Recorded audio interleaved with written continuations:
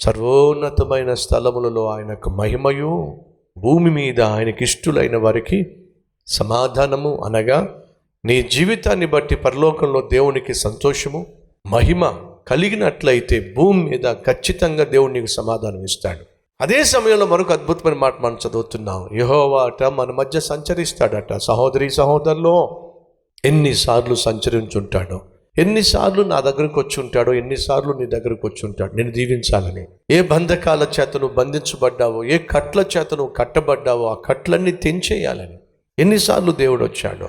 కానీ వచ్చిన ప్రతిసారి నీ ఆత్మీయత దేవుడు అంగీకారంగా లేదు కాబట్టి వెళ్ళిపోవాల్సి వచ్చింది. కనీసం ఈ వాస్తవాన్ని, ఈ విషయాన్ని ఈరోజు నువ్వు తెలుసుకున్న తర్వాత ప్రభు ఈరోజే మళ్ళీ నా ఇంటికి వస్తాడేమో, ఆయన ఎప్పుడైనా వచ్చి నన్ను దర్శించి నన్ను విడిపిస్తాడేమో, నన్ను కనికరిస్తాడేమో, నా పట్ల కృప చూపిస్తాడేమో అనేటటువంటి నమ్మకం నీలో ఉంటే నువ్వేం చేయాలని తెలుసా?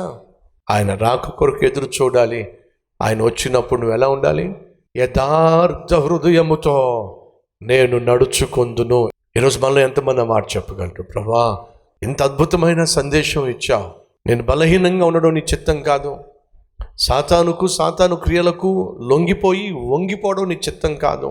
నా జీవితం ఆశీర్వదించబడాలి, నా జీవితం విజయ పదంలో ముందుకు సాగాలి, నేను ఆశీర్వాదంగా ఉండాలి. కానీ ఇప్పటి వరకు నువ్వు నన్ను దర్శించిన ప్రతిసారి ఏదో ఒక పాపం చేస్తూ, ఏదో ఒక బలహీనతలో ఉంటూ నిన్ను నిరుత్సాహపరిచాను. దావీదు అంటున్నాడు, ఎప్పుడు వస్తావు మా ఇంటికి? నువ్వు మా ఇంటికి వచ్చినప్పుడు నువ్వు ఖచ్చితంగా నన్ను చూస్తావు. ఎలా చూస్తావో తెలుసా? యథార్థవంతునిగా నువ్వు మా ఇంట్లో నన్ను చూస్తావు. ఎప్పుడు వస్తావు ప్రభువా మా ఇంటికి? ఈ ప్రార్థన ఈరోజు మనం చేస్తే ఎంత బాగుంటుంది.